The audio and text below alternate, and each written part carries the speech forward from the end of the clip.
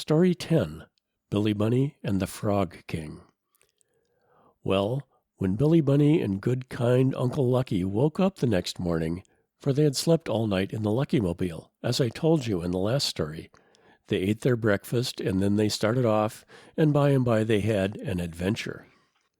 A gypsy camp stood close to the roadside, and just as they came up, an old woman walked out of a tent and said, "Don't you want your fortunes told?"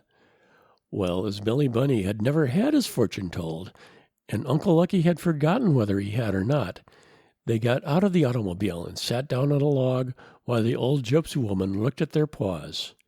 "You have a very long lifeline, Mr. Lucky Left Hindfoot, and lots of money," she said with a grin, "and you're going to have lots more."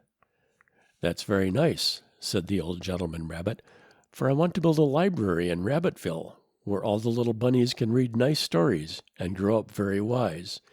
"And you will grow up to be a great soldier," she said to Billy Bunny, and then Uncle Lucky gave her 2 carrot nickels and said goodbye.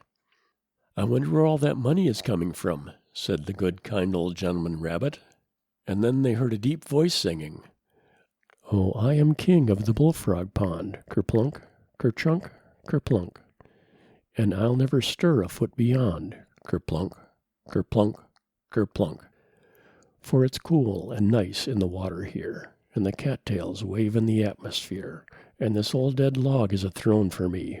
Oh, yes, I'm as happy as I can be." Then Uncle Lucky stopped the automobile, and he and Billy Bunny got out to make the acquaintance of this happy Frog King.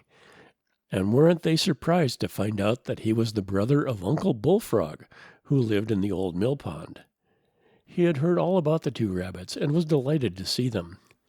"Sit down on the bank, and I'll get you a watercress sandwich and some pond lily milk," cried the Frog King, and he waved a bulrush wand up and down and whistled through his fingers, and then a dozen tadpoles swam up, and then they swam off again, and when they came back they had watercress sandwiches and pond lily milk enough to go around, and some besides to give to the Lucky Mobile, only automobiles don't drink anything but gasoline. So they gave what was left to a nice friendly duck who happened to pass by. And then Uncle Lucky took off his stovepipe hat and bowed to the Frog King, and Billy Bunny took a chocolate eclair out of his knapsack and said, "Give this to your queen with my compliments," which tickled the Frog King so he fell off his log throne into the water with a terrible splash. And if the lawnmower doesn't run over our white poodle dog and cut off all his hair, I'll tell you tomorrow another story about Billy Bunny and Uncle Lucky. End of Chapter 10.